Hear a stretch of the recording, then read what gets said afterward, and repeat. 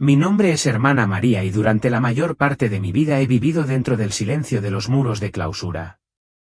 No escondernos del mundo, sino mantenerlo en oración, lejos de sus distracciones. La quietud de mis días no nació del aislamiento sino de un llamado a escuchar más profundamente los susurros del cielo. Y habría permanecido en silencio hasta el final, si no hubiera sido por una promesa que hice. Una promesa sagrada, susurrada no en una ceremonia, sino en confianza. Este voto se lo hizo a un hombre que el mundo conocía como el Papa Francisco, pero a quien yo llamé simplemente Jorge. Para millones, él era el Santo Padre, el obispo de Roma, el sucesor de Pedro y el pastor visible del rebaño de Cristo. Pero para mí, él era un hermano en Cristo, un alma humilde que no vivía para obtener títulos o aclamaciones, sino para servir al mismo Señor que ambos amábamos. No estábamos limitados por la posición ni nos unía la prominencia. Nuestra conexión fue más profunda, a través del lenguaje de la oración, a través de cartas intercambiadas en secreto y de forma sagrada, y a través de un entendimiento mutuo de que las palabras a menudo fallan cuando el alma habla con más claridad. Nuestros caminos se cruzaron por primera vez cuando yo era de mediana edad y él todavía era un simple sacerdote que caminaba por las calles de Argentina, donde el incienso se adhería al aire con tanta fuerza como el aroma de la pobreza. Aún no era famoso. El mundo aún no había vuelto su mirada hacia él, pero incluso entonces, Jorge llevaba algo raro, una llama interior que no necesitaba atención.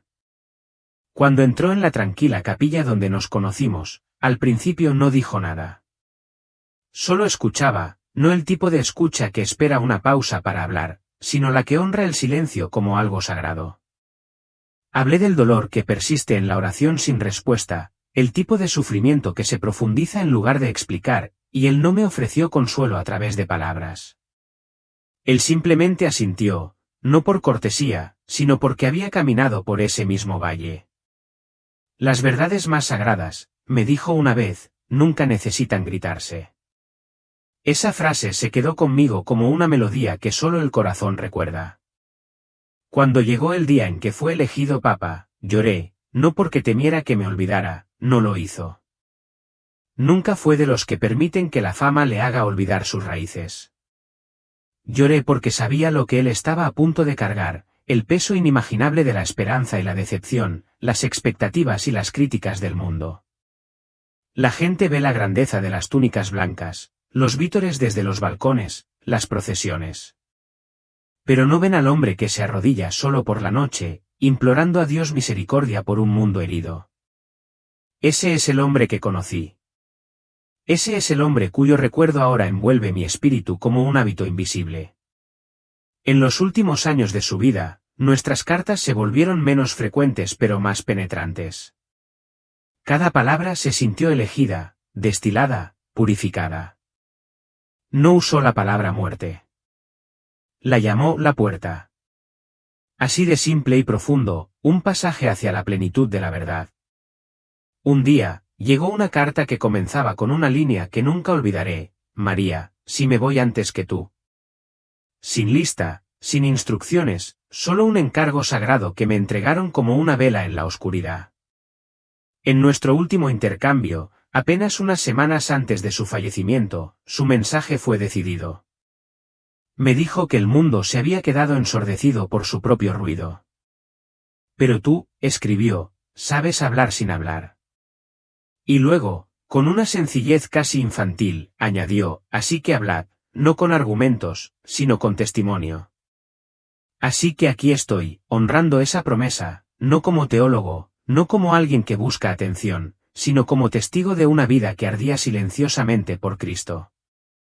Jorge nunca deseó aplausos. Solo quería mantener la puerta abierta para el que aún llegaba.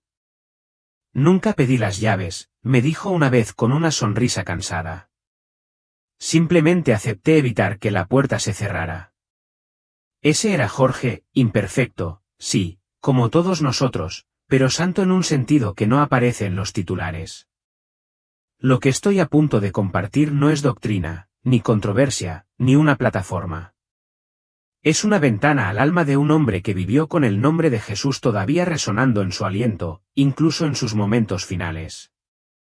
Vio la iglesia en un punto crítico, no al borde del colapso, sino al borde del olvido. No le preocupaban las estructuras, sino los corazones. Temía que la comodidad se hubiera convertido en la nueva religión, que los creyentes estuvieran cambiando la profundidad por el desempeño y perdiendo el arte de llorar ante Dios. Me dijo, María, algunas iglesias están creciendo en tamaño, pero los armarios de oración están cubiertos de polvo. Apenas podía respirar cuando leí esas palabras porque sabía, en el fondo, que él tenía razón. Él no nos estaba condenando, nos estaba suplicándonos que volviéramos, no a la tradición por la tradición ni a progresar sin propósito, sino a la cruz. La verdadera cruz, la que aún sangra, la que aún sana. En sus últimas palabras, Jorge escribió, si pudiera decirle al mundo una cosa, no sería que me escuchara, sería encontrar a Jesús nuevamente. No la idea de él, no la pintura, sino el fuego. Y tal vez por eso hablo ahora, porque tal vez alguien que esté viendo esto se haya enfriado. Quizás has seguido apareciendo en la iglesia, pero tu corazón no está cerca del altar. Tal vez hayas susurrado oraciones que nunca llegaron a tu alma. Jorge creyó en tu regreso. Creía que alguien todavía anhelaba la verdad. Una vez dijo, María, cuando muera, que no recuerden mi rostro. Que recuerden el suyo. Y por eso hablo, no para honrar a un papa, sino para hacerme eco de un siervo de Cristo que nunca quiso ser admirado. Quería señalar a aquel que nunca dejó de amarnos. Esta no es una historia de poder o papado. Es la historia de un hombre que se enamoró de Jesús y nunca se recuperó. Comienza con un voto hecho en el tranquilo santuario de oración, un voto que ahora cumplo con manos temblorosas y el corazón lleno. Fui testigo de su humanidad, no en gestos públicos o grandes pronunciamientos, sino en los espacios tranquilos donde ningún ojo miraba ni aplaudía. Vi la gentil reverencia con la que abordaba cada momento sagrado. Vi la humildad que lo envolvía como una segunda piel, inquebrantable por su posición o sus elogios. Y más que nada, vi su profundo y constante anhelo de Dios, una sed que llevaba como un fuego escondido. Nunca usó su fe como título. Lo vivió tranquila y plenamente. Para mí, él nunca fue solo un papa. Él fue el hombre que me recordó que la verdadera santidad, una santidad cruda, sin adornos y temblorosa, todavía es posible. No del tipo pulido, no del tipo construido sobre la perfección o la imagen, sino del tipo que camina descalzo hacia el misterio, que sangra cuando el amor es costoso, que llora en silencio y se atreve a seguir amando. Lo extraño de una manera que las palabras nunca podrán expresar por completo. Hay algunas ausencias que resuenan para siempre. Pero sus palabras permanecen conmigo como huellas en la tierra húmeda, y ahora esas palabras también son tuyas. La última vez que lo vi, había una quietud en el aire que era más profunda que el silencio. No era el silencio del dolor, aunque el dolor estaba presente. Tampoco fue miedo. Era el tipo de quietud sagrada que solo llega cuando el cielo está muy cerca. Yacía en su modesta cama, cubierto con una suave manta blanca y un sencillo crucifijo entre sus dedos. No hubo espectadores ni ceremonia, solo el débil ritmo de la respiración y el suave susurro de las escrituras mientras leía los salmos. Ese espacio se convirtió en tierra santa. Aunque la fragilidad había tocado su cuerpo, su espíritu irradiaba una fuerza más luminosa que nunca. Sus ojos, aunque cansados, todavía brillaban con esa claridad única, en parte llama, en parte paz. Había visto esa mirada muchas veces, pero aquí, en sus últimas horas, parecía pertenecer a alguien que ya estaba medio más allá del velo. Me he sentado junto a muchos en sus momentos finales. Algunos se aferraron a la luz mortecina, otros se escabulleron sin darse cuenta. Pero afrontó su última temporada de manera diferente, como un alma que se prepara para un viaje tan esperado. Había hablado de este pasaje muchas veces antes, pero ahora hablaba con el peso de alguien que está en el umbral. Este no es el final, me dijo en voz baja. Es una puerta y no la cruzaré solo. Su voz era firme, llena no de bravuconería sino de la paz que solo proviene de una profunda confianza. Incluso ahora, mientras cuento esas palabras, mi propia voz tiembla, no por lo que dijo, sino por cómo lo dijo. Como si ya hubiera vislumbrado lo que le esperaba, como si el cielo hubiera iniciado su suave atracción. Extendió la mano y tomó mi mano, no para apretarla con fuerza, sino con la delicadeza de quien me confía algo sagrado. María, susurró, la iglesia se está quedando dormida. Esas palabras me traspasaron. Aparté la mirada por un momento, tal vez para protegerme del peso de lo que acababa de decir, pero continuó, con un tono tranquilo pero decidido. Ella está olvidando lo cerca que está realmente la eternidad. Ha olvidado la urgencia del amor, la audacia de la santidad. Su voz transmitía pena, no por él mismo, sino por aquellos a quienes había confiado su cuidado. No lloraba fracasos ni sistemas, sino el alma de un pueblo que se cansaba de lo sagrado. Persiguen lo que brilla, dijo, pero olvidan lo que santifica. Hizo una pausa para respirar, cada palabra más pesada que la anterior. Reunimos multitudes, llenamos santuarios, pero aún temblamos ante el altar. Aún ardemos por el que sangró. No fue una acusación. Fue anhelo. Una súplica pronunciada desde el borde de la eternidad. Tienen hambre, continuó, pero les ofrecemos ruido en lugar de alimento. En sus ojos vi el dolor de un pastor y la esperanza inquebrantable de un siervo que nunca se rindió. María, volvió a decir, si alguna vez te sientes tentada a permanecer en silencio, a mantener la calma, recuerda, a veces el silencio no es paz. A veces el silencio es permiso. Nunca habló con ira, pero cuando sintió que había que defender la verdad, habló con urgencia. Amaba demasiado a la gente como para fingir que todo estaba bien cuando no era así.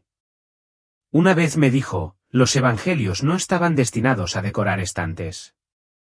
Son cartas del cielo, dijo. Son instrucciones, invitaciones, salvavidas. Creía que las bienaventuranzas eran más que poesía. Eran supervivencia. Bienaventurados los pobres de espíritu, susurró, apenas audible, porque saben cuánto me necesitan. Él creía que eso era el corazón de todo, la necesidad, no el comportamiento perfecto, no la popularidad, sino simplemente la necesidad honesta y sin filtros de Jesús. Volvió su mirada hacia el pequeño crucifijo a su lado y murmuró, eso no es un símbolo. Así es como se ve el amor.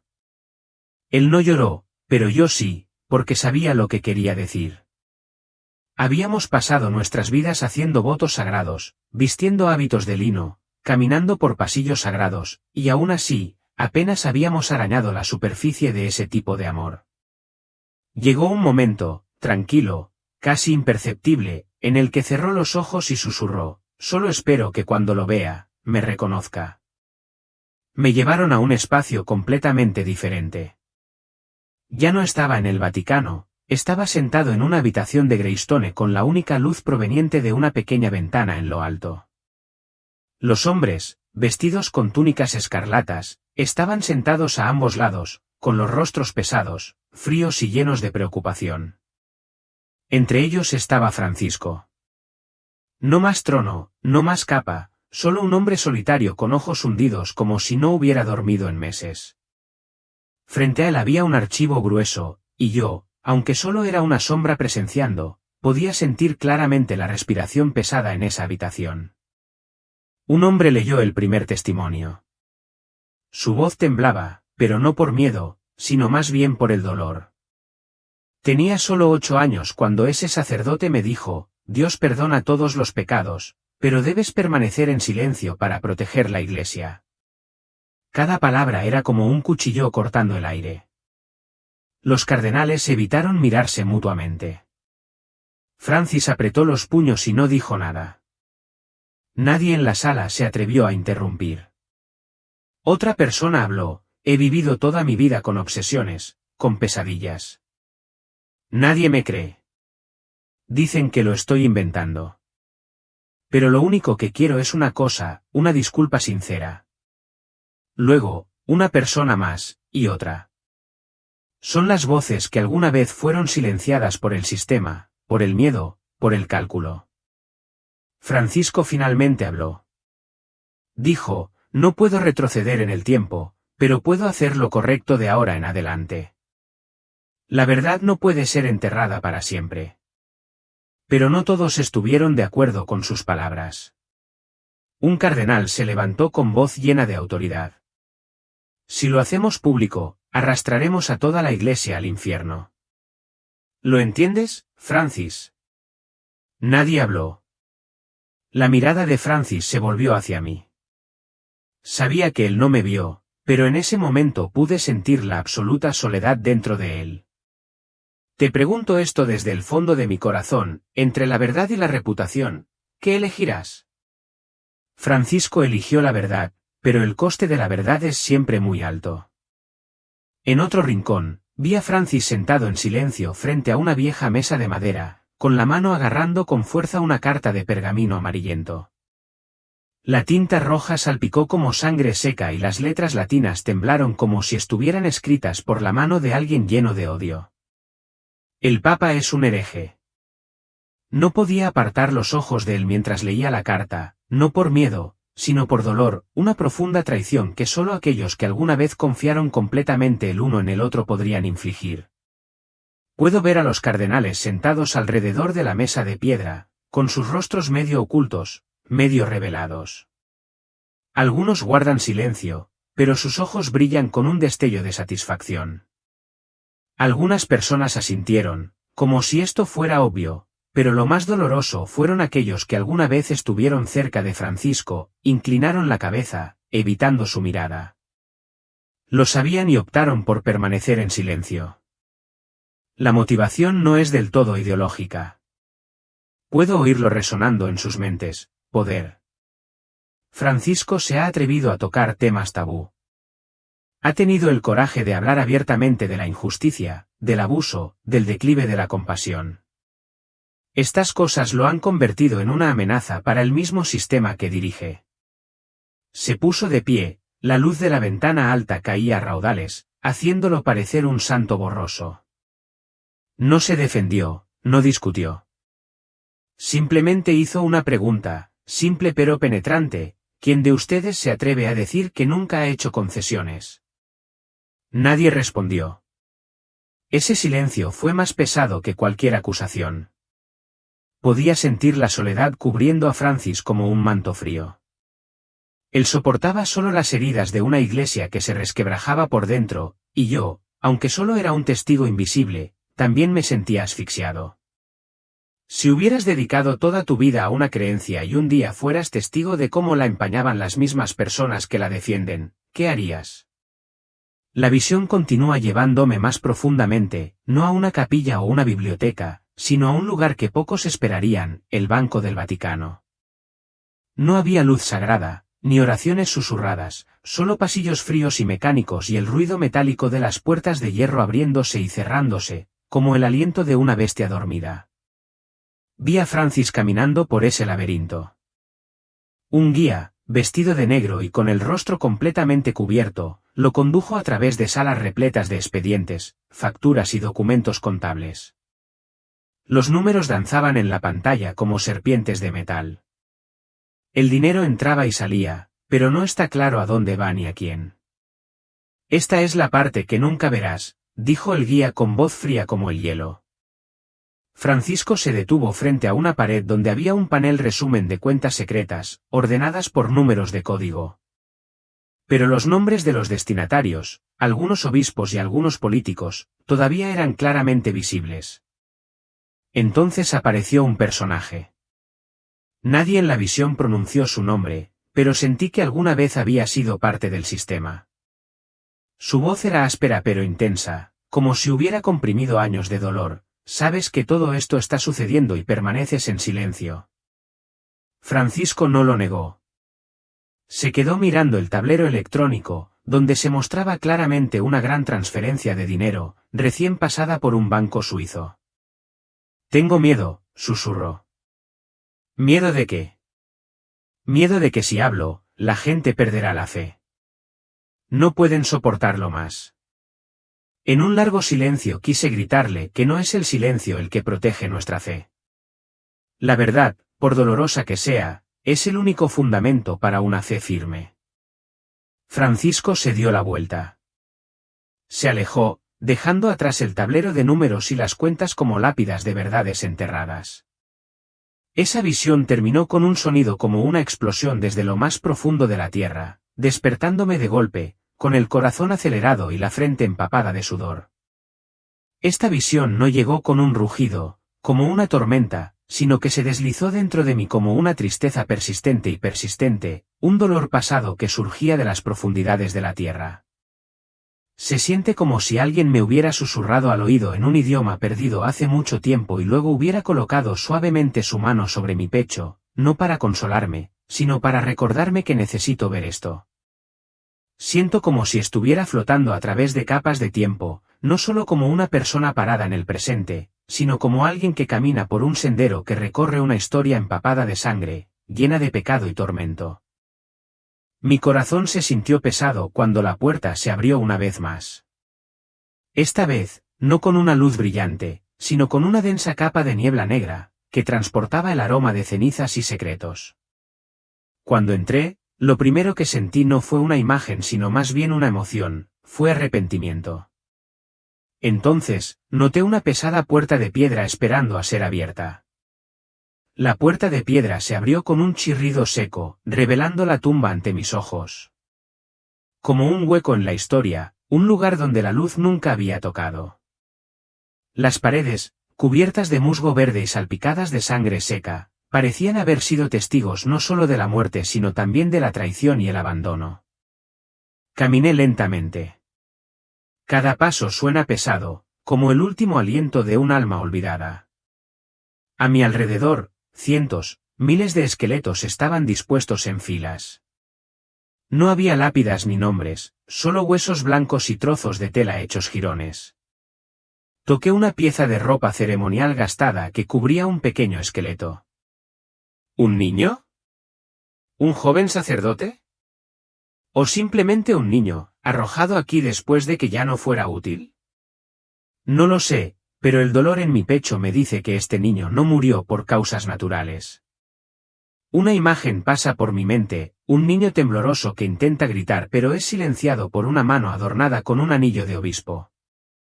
Los gritos se ahogan y luego se hace el silencio. Nadie habla de esto. Nadie se atreve. Pero yo lo veo, y Francisco también lo ve, no porque esté allí, sino porque no está allí. Hereda un trono lleno de espinas afiladas. Los sacerdotes pecadores están muertos, pero sus pecados permanecen. Y ahora cae sobre sus hombros. Me volví. Al final de la tumba, en una losa de piedra estaban grabadas las palabras en latín, en el silencio, el pecado crece.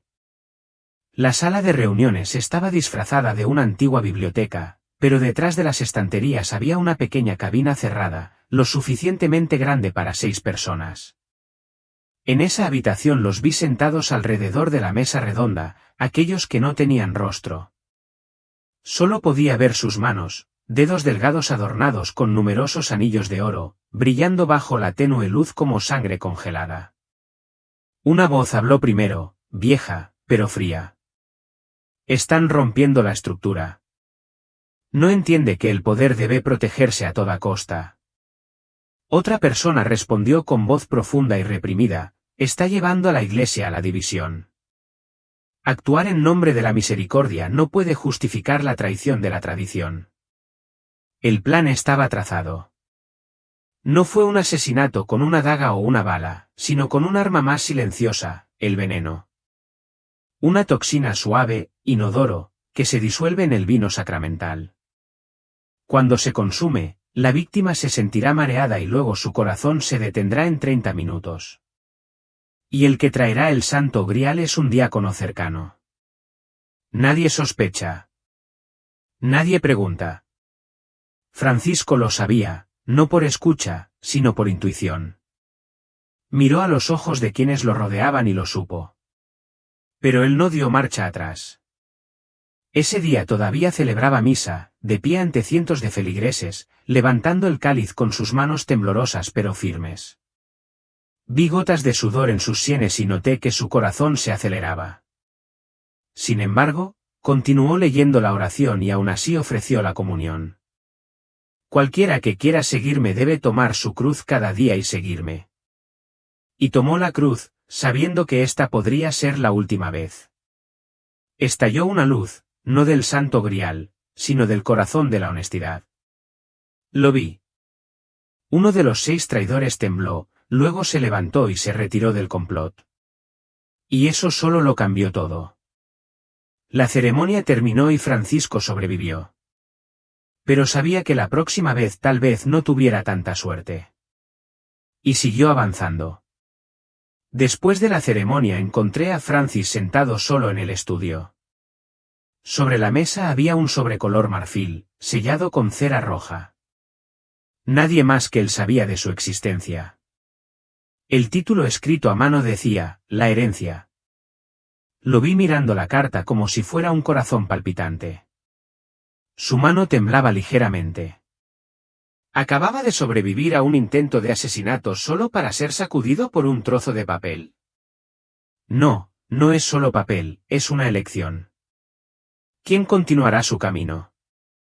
¿Quién se atreverá a enfrentarse a las fuerzas que intentaron acabar con él?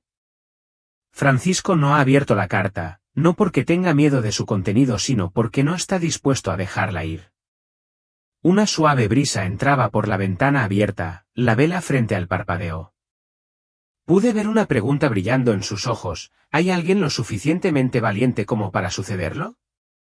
Luego cerró los ojos, orando no por sí mismo sino por la persona que lo sucedería. La visión que siguió no me llevó al pasado ni representó viejas heridas. En cambio, vi un futuro cercano lleno de inestabilidad y conflicto. No más imágenes del pasado olvidado, no más almas en busca de salvación. La escena que tenía ante mí era sombría y llena de ansiedad, como si todo se estuviera resquebrajando desde dentro. Un futuro que no promete paz, no encierra esperanzas, pero es una llamada de atención.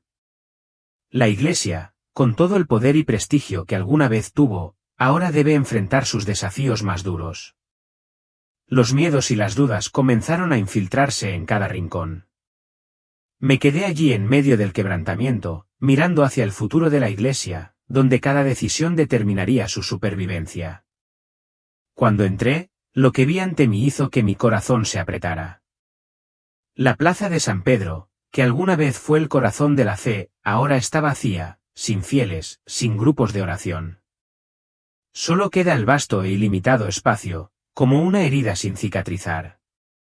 El cielo se cubre de un gris lúgubre, sin luz, sin un atisbo de esperanza. Las nubes se extienden, oscureciendo cualquier señal de un futuro brillante.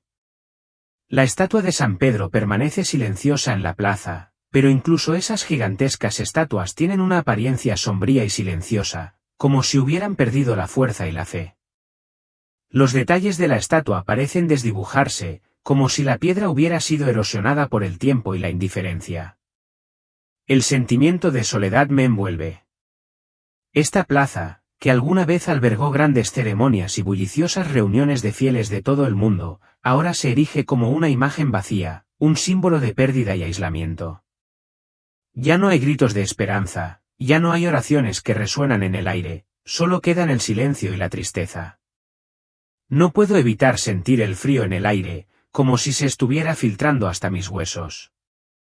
Cada ráfaga de viento barría el suelo rígido, llevando una sensación invisible de pérdida. La Iglesia, una vez firme como un hito sólido, ahora parecía marchitarse, hundiéndose silenciosamente en el olvido. La plaza de San Pedro, que alguna vez fue un símbolo de poder y prestigio religioso, ahora es solo un cuadro vacío, que evoca una sensación de confusión sobre el futuro de la Iglesia. Desde el medio de esa plaza vacía, entré a otro espacio donde se estaban reuniendo figuras desconocidas. Es una habitación oscura y apartada donde el poder y la intriga van tomando forma poco a poco.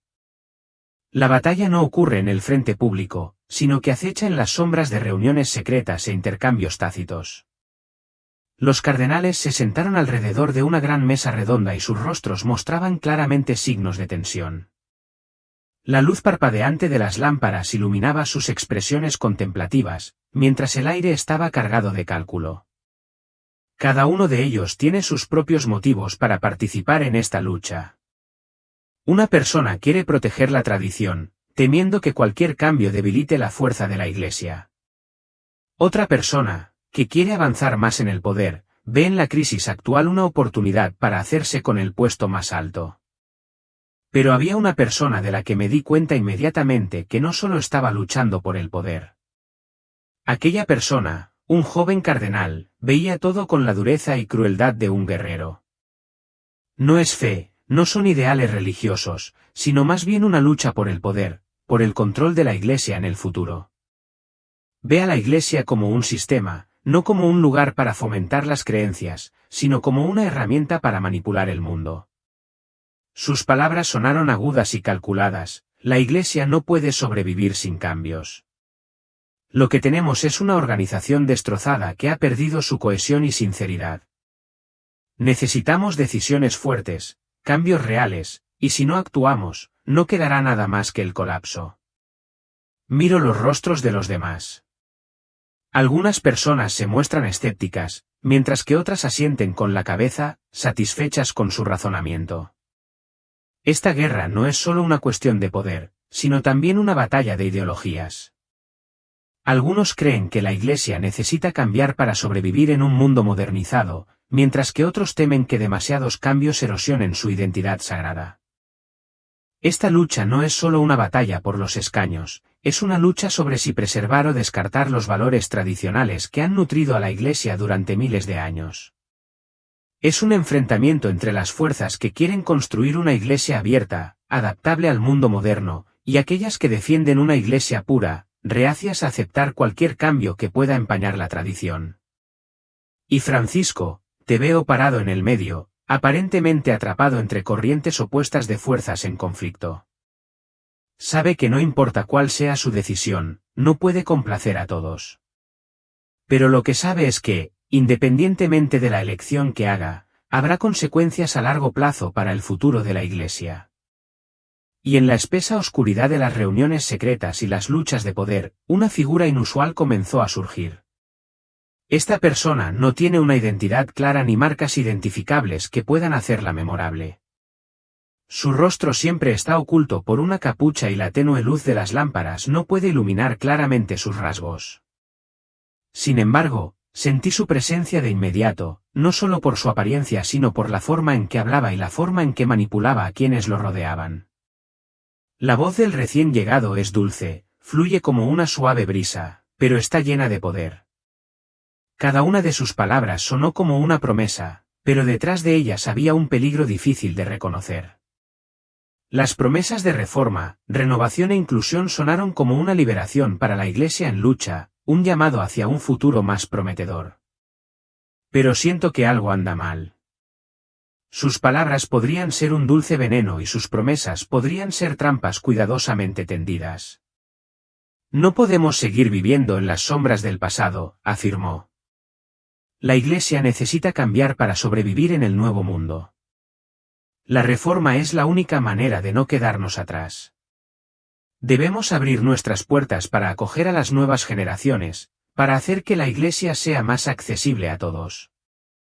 Continuó hablando de los convincentes programas de reforma, desde cambiar la estructura de poder hasta construir una Iglesia que no sea solo un lugar de culto sino también un centro de comunidad, lista para satisfacer las necesidades de la sociedad moderna. Todas sus palabras apuntaban a derribar barreras obsoletas, tradiciones conservadoras y construir una Iglesia nueva, renovada e inclusiva. Pero no puedo evitar sentir que algo anda mal. No menciona los valores sagrados que la Iglesia ha construido durante miles de años. Lo que dijo no fue sobre la fe, sino sobre el poder, sobre el control, sobre cambiar el rostro de la Iglesia para servir a otros intereses. Esas promesas fueron simplemente una fachada para los oscuros planes que se infiltraban silenciosamente en cada rincón de la Iglesia. Las personas que lo rodeaban, los cardenales y líderes de la Iglesia, parecían desconocer o ignorar intencionalmente el peligro que encierran esas dulces palabras. Anhelan un cambio, una nueva dirección para la Iglesia, pero no se dan cuenta de que están abriendo la puerta a la destrucción desde dentro. Este recién llegado es la encarnación del cambio engañoso. Sabe aprovechar las debilidades y crisis de la Iglesia para alcanzar sus propios objetivos. Entonces fui testigo de cómo todo empezaba a desmoronarse, no desde fuera sino desde dentro. Los ataques a la Iglesia no provinieron de enemigos externos sino de aquellos dentro del círculo de poder. Aquellos que poco a poco estaban vaciando la fe de la congregación y de la Iglesia misma. La Iglesia, símbolo sagrado, ya no puede mantener su pureza. Cada muro sólido y los vitrales, con sus imágenes sagradas, se han convertido ahora en ruinas y heridas en el corazón de la ciudad. En una noche oscura se produjo un gran incendio que consumió parte de la iglesia.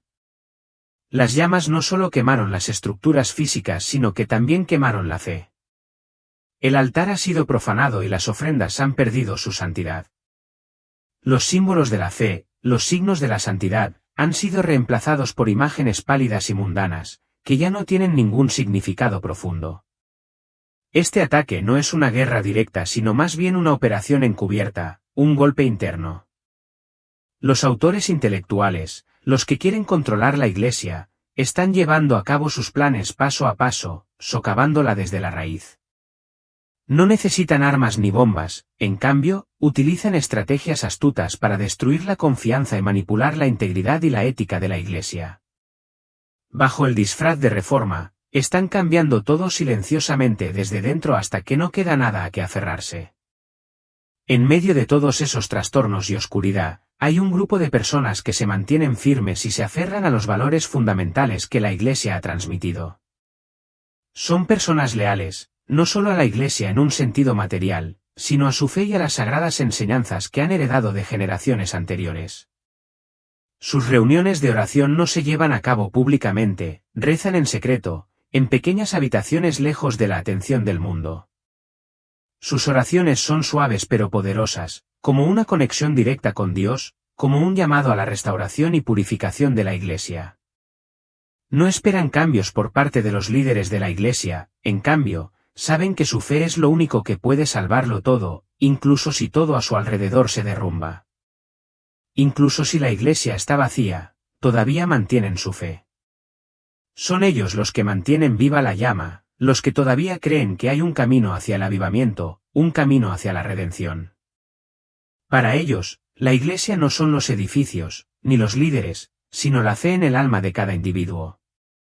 Ellos son la única esperanza de la Iglesia en este momento de caos. Finalmente, llegó a mí la visión del juicio, como una tormenta oscura, trayendo consigo un sentimiento de impotencia y arrepentimiento. Esta no es una revelación amable o reconfortante, sino un brutal despertar a la realidad del juicio final. En el espacio tranquilo y lleno de miedo, siento que la verdad ya no se puede ocultar. Cada acción, cada pensamiento, cada palabra tendrá que enfrentarse a la luz de la verdad. Fui conducido a un espacio místico donde no había nada excepto almas y juicios. Entiendo que esto no se trata solo de mí, sino de todos nosotros, las personas que viven, las almas que buscan la salvación. El juicio no es un final sino una oportunidad para limpiarse, para obtener una comprensión más profunda de uno mismo, de los errores pasados y de las oportunidades futuras. Cuando entré en este espacio, vi un gran altar, no hecho de madera o piedra, sino formado por los pensamientos, acciones y elecciones de la humanidad. Cada pequeña llama en el altar simboliza una decisión. Cada llama se enciende cuando nace un pensamiento en el corazón, cuando se realiza una acción o cuando se pronuncia una palabra. Las llamas brillantes ardieron y gradualmente formaron un fino velo que cubría todo el espacio. Me di cuenta de que cada pequeña acción en la vida no carece de sentido. Cada decisión, ya sea grande o pequeña, queda registrada y pasa a formar parte de este santuario del pensamiento. Las acciones amables, las palabras sinceras y los gestos amorosos crean llamas cálidas, mientras que las acciones egoístas, las palabras de odio y las decisiones equivocadas queman todo, dejando atrás los rastros humeantes del arrepentimiento. Ese altar no es solo un lugar para registrar acciones sino también un lugar donde debemos confrontar nuestras elecciones. Las decisiones que consideramos triviales, los pensamientos fugaces en nuestra mente, nunca se olvidan. Cada vez que se enciende una llama, siento que emerge una parte de mi vida. Cada decisión, cada acción, tiene consecuencias, y esas consecuencias llegarán en el momento adecuado. El juicio no es un castigo sino una forma de reflexionar y comprenderse profundamente a uno mismo. Ese es el momento de reflexionar sobre lo que hemos hecho, sobre lo que hemos dicho y sobre lo que hemos elegido. Todas esas cosas volverán y tendremos que afrontarlas en el silencio de la verdad. Cuando miro el alma de Francisco, no veo a un hombre poderoso, a un papa noble, sino que veo a un ser humano desnudo, despojado de títulos, despojado de rangos y despojado de la protección de los puestos más altos de la Iglesia. Esa alma no lleva posesiones materiales, ni manto dorado, ni reverencia, ni alabanzas. Lo que queda son solo las acciones, las decisiones, las elecciones que hizo a lo largo de su vida. Veo las hermosas cualidades de Francisco: humildad, compasión y una fe fuerte en la salvación de Dios. Ha dedicado toda su vida a la Iglesia, esforzándose por lograr un cambio positivo. Pero también ha cometido errores y decisiones imprudentes en el pasado. Hay decisiones que ha tomado, aunque bien intencionadas, que no han dado resultados positivos. Hay ocasiones en las que se concentra tanto en objetivos elevados que olvida los valores básicos, las cosas más importantes en el viaje de salvar almas. Me recuerda que la salvación no proviene de títulos ni de rangos. No proviene de tu posición en la sociedad, sino de tus acciones y elecciones. Francisco no puede confiar en sus logros sino que debe afrontar sus acciones. Cada vez que elegimos un camino en lugar de otro, y cada vez que actuamos de una manera en lugar de otra, eso conduce a un resultado. Estos son los momentos decisivos que nuestras almas tendrán que afrontar. Siento que en la esencia desnuda del alma no queda nada que ocultar, no más muros protectores, no más títulos estimados. Simplemente una persona llena de debilidades, llena de defectos, pero también rica en cualidades admirables. Este es el momento de darnos cuenta de que todos somos simplemente seres humanos, ni más ni menos. La salvación no proviene de los muros que construimos sino de una comprensión profunda de nosotros mismos. Entonces, escuché una voz que se elevaba desde el espacio silencioso, poderosa y llena de autoridad, pero también imbuida de compasión. El juicio no vino con condenación, sino con otro propósito, un propósito de purificación. Francisco, dijo esa voz, has vivido una vida de sacrificio, pero también has cometido errores. Lo has intentado, pero no todas tus elecciones conducen a buenos resultados. Tus decisiones no siempre son sabias, pero has hecho lo mejor que has podido. No hay ira en el juicio, no hay deseo de venganza, sino solo una evaluación y comprensión justas. Esta purificación no es un castigo, sino una oportunidad para realizar tu verdadera naturaleza, corregir tus errores y continuar en el camino de la salvación. Has hecho lo que pudiste, pero también necesitas afrontar las consecuencias de tus elecciones. El juicio no es un final sino una parte del viaje. Deja que esta purificación te ayude a convertirte en una mejor persona, un alma más pura. El juicio no termina con la condena sino que es un recordatorio de continuidad, aprendizaje y progreso. Esa voz no se limitó a Francisco sino que resonó en el espacio, llegando a todos nosotros. Silas, esa voz pronunció mi nombre, como si supiera que yo estaba ahí, y todos los que estáis escuchando, tomad acción. Tienes la responsabilidad de proteger la verdad, luchar por la justicia y no permitir que el engaño y la oscuridad empañen lo que es sagrado. Ese llamado no es simplemente una simple invitación sino una gran responsabilidad, una obligación que no se puede rechazar. Debemos levantarnos. Debemos defender los buenos valores. Debemos luchar por la justicia, por la pureza del alma. No dejes que el mundo caiga en el silencio, continuó esa voz.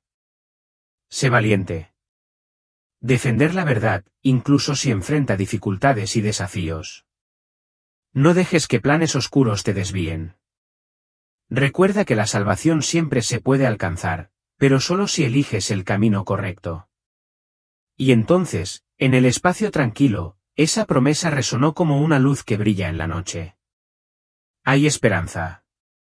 Hay salvación. Aunque el camino sea difícil, si permanecéis fieles a la verdad y a vuestra fe, seréis salvos. Ahora, mientras me siento y reflexiono sobre lo que he presenciado, mi corazón se llena de emoción. Las visiones que he experimentado no son solo visiones extrañas y misteriosas, sino también lecciones profundas sobre la naturaleza de la verdad, sobre nuestras acciones y elecciones. Esas imágenes todavía permanecen en mi mente como cicatrices que no se pueden borrar. He visto la verdad sobre la gente, sobre la iglesia y sobre mí mismo. Es hora de que enfrente las cosas que nunca quise reconocer. La verdad no siempre es placentera. A veces puede ser doloroso y hacer añicos las ilusiones que hemos construido con el tiempo. Las imágenes del alma que Francisco llevó, despojada y despojada de poder, me hacen darme cuenta de que la fama, el rango o la autoridad no pueden ocultar los errores. Me di cuenta de que por mucho que lo intentemos, al final todos tendremos que afrontar la verdad sobre nosotros mismos, sobre las decisiones que hemos tomado, y esa verdad no tendrá nada que ocultar. La verdad no es fácil, pero es el único camino hacia nuestra liberación. Solo enfrentando la verdad podemos realmente cambiar y elevarnos por encima de las sombras de las mentiras y los conceptos erróneos. No importa cuán oscuro pueda ser este mundo, la verdad siempre será la única luz que nos guiará. Y en esa oscuridad, he aprendido que solo cuando nos atrevamos a afrontarla podremos encontrar la salida. Cada pensamiento, cada acción deja una huella, y solo cuando reconocemos la verdad sobre nosotros mismos podemos avanzar por el camino correcto. Al recordar lo que he presenciado, me doy cuenta de que ahora no puedo simplemente sentarme y esperar a que se produzcan cambios. No puedo quedarme quieto y ver cómo las mentiras continúan invadiendo, la injusticia desenfrenada. No puedo seguir viviendo en un mundo donde se oculta la verdad, donde se encubren e ignoran las decisiones equivocadas. Por eso, os insto a vosotros, a los que me escucháis, a los que leéis estas líneas, a poneros de pie. Protege la verdad, por incómoda que sea. Lucha por la justicia, incluso si el camino es difícil y aunque tengas que sacrificar cosas preciosas. Cada uno de nosotros puede marcar la diferencia. Cada pequeña acción, cada decisión correcta puede cambiar este mundo. No dejemos que el silencio y el perdón de las malas acciones se conviertan en nuestra forma de vida. No podemos depender de los demás. Somos nosotros, los que creemos en la verdad y la justicia, quienes debemos levantarnos para defenderla. Nunca dejes que el engaño se apodere de ti, no importa cuántos desafíos haya, no importa cuántas dificultades surjan. Debemos seguir adelante porque solo nosotros podemos hacer de este mundo un lugar mejor. Pero entre todas las cosas oscuras que he presenciado, no puedo pasar por alto una cosa importante, la esperanza. No importa cuán sombrío pueda ser este mundo, no importa cuán desalentadores parezcan los desafíos, siempre hay luz. Esa luz es la salvación, la creencia en un mañana mejor. Nunca hay un momento en el que la esperanza desaparezca por completo. No importa cuán dolorosa pueda ser la verdad, la luz de la salvación siempre existe, esperando iluminar el camino. Y creo, como he aprendido de esas visiones, que incluso en los momentos más oscuros todavía hay esperanza, esperanza de que la verdad prevalezca, esperanza de que se haga justicia y esperanza de que, al final, encontremos la salvación que siempre hemos buscado. La salvación no es algo lejano, sino un proceso que debemos iniciar ahora mismo. Cuando elegimos vivir auténticamente, cuando defendemos la verdad y luchamos por la justicia, encontraremos la luz. Y aunque el mundo está lleno de desafíos, creo que los superaremos todos con esperanza en el corazón.